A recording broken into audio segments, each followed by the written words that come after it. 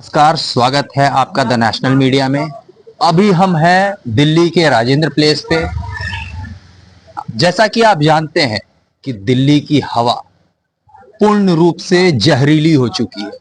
आप देख सकते हैं कि अभी भी आपको, जहां तक ये शाम का समय है, इसके बावजूद आप नजर दौड़ाएंगे तो हर जगह धूल ही धूल फैली हुई है। अस्थमा रोगी बुरी से बुरी हालत में अभी यहाँ पे जी रहे हैं। एक्यूआई इंडेक्स 1000 के ऊपर जा चुका है। नॉर्मल दिल्ली में 500 से नीचे कहीं नहीं है। हमारे साथ है प्रकृति प्रेमी। क्या कहना चाहेंगे? जो हमारा जीवन स्तर है, जिस प्रकार की जीवन पद्धति हमने एक्सेप्ट कर लिया है, जैसी व्यवस्थाएं हमने ओढ़ ली है, उसकी परिणति तो यही होनी थी। इसमें आश्चर्यजनक तो कुछ भी नहीं है। जी, लेकिन जैसा कि सिर्फ आरोप और प्रत्यारोप का दौर चल रहा है, इसके अलावा और कुछ नहीं। सेंट्रल गवर्नमेंट कह रही है कि केजरीवाल की दिक्कत है। केजरीवाल जी की टीम कह रही है, उनके अभी कल उन्होंने प्रेस विज्ञप्ति जारी की है मदन राय जी ने, और कहा है कि केंद्र सरकार की गलती है, लेकिन भुगत तो दिल्ली की जनता रही है। सिर्फ दिल्ली की ही क्यों बात करें, दिल्ली की स्थिति तो है ही, पूरे देश की स्थिति है। और बात आरोप प्रत्यारोप की अपनी जगह पर है, राजनीतिक बातें अपनी जगह पर है, लेकिन आप देखेंगे कि इसमें ये देश का, दिल्ली ये बेस्ट ब्रेन का वो है, हब है। हिंदुस्तान भर के बेस्ट ब्रेन दिल्ली में रहते हैं। और दिल्ली की स्थिति क्या है कि हमारी जमुना जी, 1 किलोमीटर की जमुना जी 21 से 22 किलोमीटर दिल्ली में आती हैं, और 1376 किलोमीटर जमुना जी हैं टोटल। और उसमें सबसे गंदा पैच, सबसे प्रदूषित पैच यही 21-22 किलोमीटर है, जो इसमें यमुना जी का पूरा इकोसिस्टम मर गया है। आप देखिए, दुनिया का तो पता नहीं, परंतु हिंदुस्तान में दिल्ली ऐसा पहला शहर है जो इसके कारण, इन्वायरमेंटल इमरजेंसी के कारण 1 महीने के लिए स्कूल कॉलेजेस बंद रहते हैं। जी, सरकार ने नियम ला दिया है कि ऑनलाइन क्लासेस ही होंगे। हाँ, अब तो धीरे धीरे बॉक्स में भी बंद होने लगेंगे। यह परिणाम हमारे विकास की दिशा के कारण है।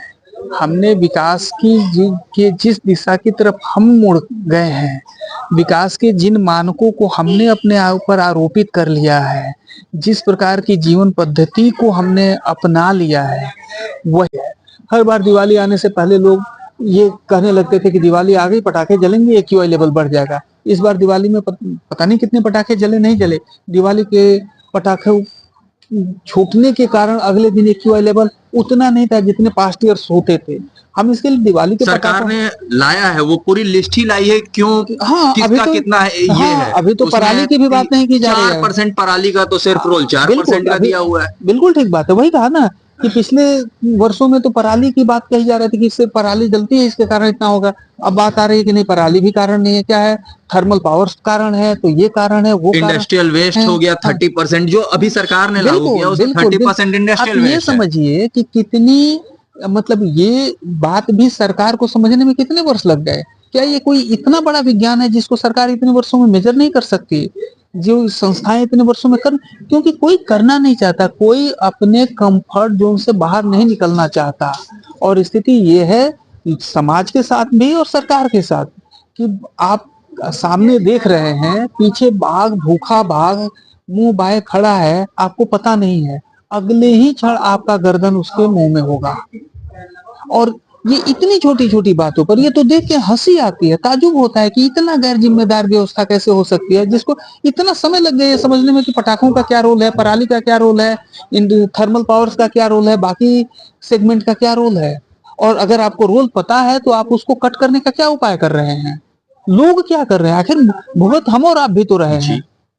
तो हम कह रहे हैं कि हमारे स्तर से हमारे आसपास क्या हो रहा है, हमने क्या मेजर्स लिए, हम क्या कुछ अपने तरफ से कर रहे हैं? कुछ भी कर रहे हैं, 0.1% कुछ इनिशिएटिव ले रहे हैं, खुद से ले रहे हैं, किसी को अवेयर कर रहे हैं, कहीं दबाव डाल रहे हैं। अगर वो नहीं समझती तो यहाँ तो इसके लिए भी मूवमेंट की जरूरत होगी ना, इसके लिए भी गांधी जी की जरूरत होगी जो लोगों को समझाएं, इसके लिए भी भगत सिंह की जरूरत होगी जो धमाके करे बहरों को सुनाने के लिए।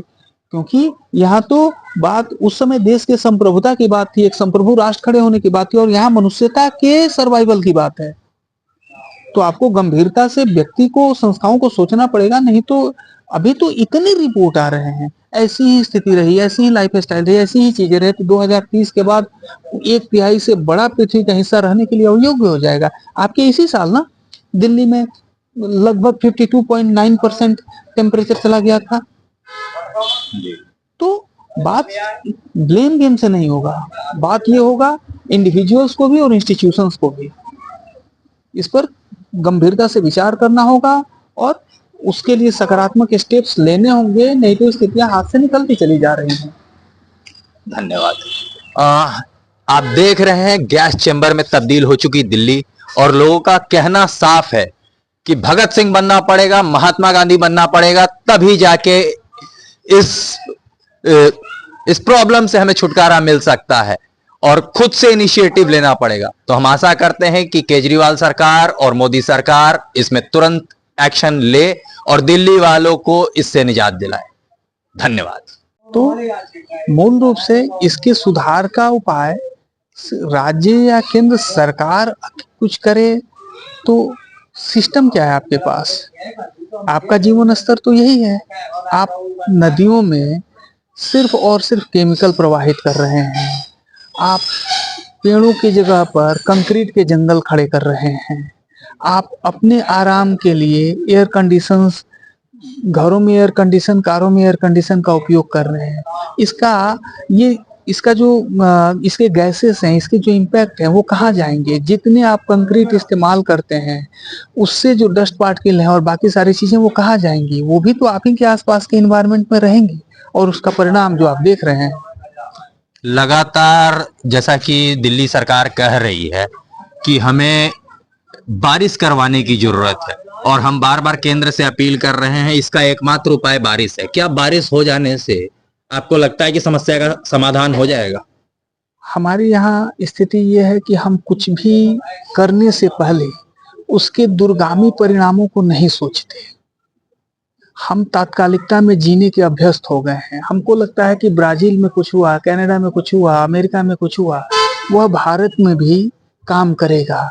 भारत में काम करने के लिए हमको भारत के इकोलॉजिकल ऑर्डर को समझना पड़ेगा। हमें भारत के पारिस्थितिकी तंत्र के बारे में अगर हमें ज्ञान नहीं रहेगा, तो हम कृत्रिम बारिश अगर करा लें, उसका इम्पैक्ट क्या होगा? आज बारिश हो जाएगी, 2 मिनट के लिए लगता है कि डस्ट पार्टिकल दब जाएगा, लेकिन उसके बाद उसका और इम्पैक्ट क्या होगा? इसकी कोई स्टडी हुई है क्या?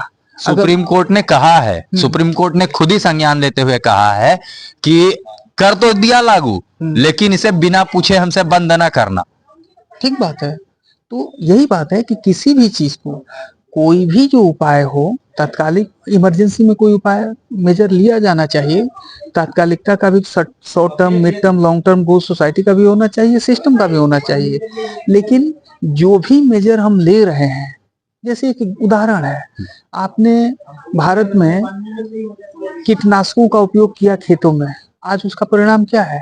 आज केमिकल फार्मिंग और कीटनाशकों के कारण कैंसर हर घर की बात हो गई है। आपके तमाम प्रकार के त्वचा के रोग और अनेक प्रकार के पेट से संबंधित अनेक प्रकार के रोग हैं जो इन कीटनाशकों के कारण हो रहे हैं। आपने तो कहा कि ये जो कीटनाशक आएंगे इससे आपकी फसल की वृद्धि होगी, आप जो केमिकल डाल रहे हैं उससे आपकी वो उत्पादन की वृद्धि होगी, लेकिन उसका परिणाम क्या हुआ? उस बढ़े हुए उत्पादन को खा के हम मर रहे हैं। तो किसी भी मेजर को, किसी भी उपाय को अपनाते समय उसके परिणाम के अध्ययन किए बिना, उसको सामने लाए बिना हम जल्दबाजी ना करें, तो ही हमारे लिए कोई भी उपाय करना, कोई भी काम करना ठीक रहेगा। लेकिन जिस तरीके से लगातार ये 7वां दिन है आज, जिस तरीके से पॉल्यूशन फैल रहा है, हर दिन ये ज्यादा होते जा रहा है दिल्ली में, तो अगर निजात नहीं मिलेगी तो लोगों का हॉस्पिटल में जाना जिस तरीके से चालू हो गया, क्या लग रहा है, कैसे इसको रोका जाना चाहिए? किस तरीके से, क्या स्टेप लग रहा है कि लिया जाना चाहिए? इसके लिए तो देखिए क्या है, शॉर्ट टर्म के लिए जो ही जैसे सरकार ऑड इवन लागू करती है, आप देखिए कि दिल्ली जैसी जगह में, जैसे हमने कहा, आप सभी जानते हैं, कोई नई बात नहीं है ना, कि दिल्ली हिंदुस्तान के बेस्ट ब्रेन का शहर है। सारे टॉप पॉलिटिशियन यहाँ रहते हैं, सारे टॉप ब्यूरोक्रेट्स यहाँ रहते हैं, आईआईटी है, सेंट्रल यूनिवर्सिटीज हैं, बड़े बड़े रिसर्च ऑर्गेनाइजेशंस हैं, उनके हेडक्वार्टर्स हैं, तो उसके बावजूद भी यहाँ थोड़ी सी बुद्धिमानी क्यों नहीं की जा सकती कि हम कारपूल करके जाएं, कम से कम वाहनों का ऐसा उपयोग करें, ऑड इवन टाइप चीज कुछ तात्कालिक देखिए, टाइप ऑड इवन तो कुछ फिर भी। चालू हुआ है, लेकिन इसका कोई परिणाम भाई तुरंत तो आप देखने नहीं मिल रहा है। तुरंत देखने के लिए जब आप अपनी आदत में कोई चीज नहीं डालेंगे, ये एक बात है। ये तो विचार करने के लिए सबको सोचना पड़ेगा ना कि हम हर आदमी जो कंट्रीब्यूट कर रहा है, सिर्फ ऐसा तो नहीं है ना कि दिल्ली की सरकार या केंद्र सरकार ही अकेले कंट्रीब्यूट कर रही है। वो जो कंट्रीब्यूट कर रही है, आप और हम भी तो कुछ कंट्रीब्यूट कर रहे हैं। तो हमारे आपके कंट्रीब्यूशन में कम कैसे होगा? हम एक परिवार के नाते कम कंट्रीब्यूट कैसे करें? क्या हम अपनी सोसाइटी में 4 लोगों से बात कर रहे हैं कि क्या हम करें, कि किधर जा रहे हैं, हम एक साथ जाएं, हम कम से कम पोल्यूशन, कम से कम एनर्जी, कम से कम चीजों का उपयोग करें, कम से कम हम प्रोड्यूस करें, क्या करें? ये अपने स्तर पर कोई भी ऐसी बात हम कर रहे हैं क्या? हम भी ये सोच रहे हैं कि दिल्ली सरकार क्या करेगी, केंद्र सरकार क्या करेगी। उनकी भी जिम्मेदारी है, क्योंकि उनको जिम्मेदारी देकर वहां बैठाया गया है, लेकिन हमारी भी तो कोई जिम्मेदारी है। हम भी सोचे, उनको भी सोचने के लिए विवश करें।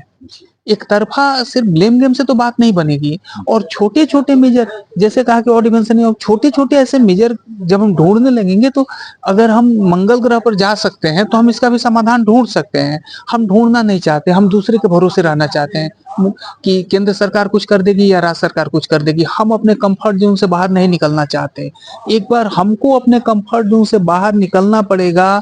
जो ताकतें, जो लोग अनजाने में इस काम को कर रहे हैं, उनको जगाना चाहिए कि भैया आपके कारण बड़ा नुकसान हो रहा है, और एक इंडिविजुअल या एक ग्रुप को नहीं हो रहा है, ये पूरी मनुष्यता पर खतरा है। ये बात खाली दिल्ली की नहीं है, ये बात खाली किसी मोहल्ले की नहीं है कि यहाँ का AQI लेवल इतना है। ये बात तो पूरी मनुष्यता। लेकिन पूरे एशिया में अगर सबसे ज्यादा पॉल्यूटेड कोई सिटी कही गई है, इस बार के सर्वे में भी दिखा दिया कि वो दिल्ली है। बिल्कुल ठीक बात है। दिल्ली के बारे में तो ये कहा जा रहा है ना तो कि दिल्ली के लोगों को मतलब क्या, आप ये समझिए कि दिल्ली जो सर्वाधिक पढ़ा लिखा जगह है, ये क्या पढ़ लिख रहे हैं, यहाँ की संस्थाएं क्या, कैसे लोग प्रोड्यूस कर रही हैं, सबको सोचना होगा। फिर जो बात आती है ना कि 11.9 ईयर्स एवरेज एज घट गई है, मतलब लगभग 12 साल एवरेज एज घट गई है यहाँ के वायु प्रदूषण के कारण। और ये रिसर्च इस बार का नहीं, कब से ये बातें कही जा रही हैं। पूरे देश भर की 5.3% 3 ईयर्स घट गई है। तो ये कैसे पढ़े लिखे लोगों का शहर है जो समाधान की तरफ सोचना ही नहीं चाहता? समाधान कैसे हुआ? गैस का चेंबर बनी हुई है दिल्ली। लोग कह रहे हैं तो कि अगर आप दिल्ली में सांस ले रहे हैं तो कम से कम 49 सिगरेट लगातार आप पी ले रहे हैं। बिल्कुल ठीक बात है, क्योंकि हर बार, जैसे इससे पहले हर बार क्या होता था, अभी थोड़े दिन पहले दिवाली आके गई है। नमस्कार, स्वागत है आपका द नेशनल मीडिया में। अभी हम हैं दिल्ली के राजेंद्र प्लेस पे। जैसा कि आप जानते हैं कि दिल्ली की हवा पूर्ण रूप से जहरीली हो चुकी है। आप देख सकते हैं कि अभी भी आपको, जहां तक ये शाम का समय है, इसके बावजूद अगर आप नजर दौड़ाएंगे तो हर जगह धूल ही धूल फैली हुई है। अस्थमा रोगी बुरी से बुरी हालत में अभी यहाँ पे जी रहे हैं। AQI इंडेक्स 1000 के ऊपर जा चुका है। नॉर्मल दिल्ली में 500 से नीचे कहीं नहीं है। हमारे साथ है प्रकृति प्रेमी। क्या कहना चाहेंगे? जो हमारा जीवन स्तर है, जिस प्रकार की जीवन पद्धति हमने एक्सेप्ट कर लिया है, जैसी व्यवस्थाएं हमने ओढ़ ली है, उसकी परिणति तो यही होनी थी। इसमें आश्चर्यजनक तो कुछ भी नहीं है जी। लेकिन जैसा कि सिर्फ आरोप और प्रत्यारोप का दौर चल रहा है, इसके अलावा और कुछ नहीं। सेंट्रल गवर्नमेंट कह रही है कि केजरीवाल की दिक्कत है। केजरीवाल जी की टीम कह रही है, उनके अभी कल उन्होंने प्रेस विज्ञप्ति जारी की है मदन राय जी ने, और कहा है कि केंद्र सरकार की गलती है। लेकिन भुगत तो दिल्ली की जनता रही है। सिर्फ दिल्ली की ही क्यों बात करें, दिल्ली की स्थिति तो है ही, पूरे देश की स्थिति है।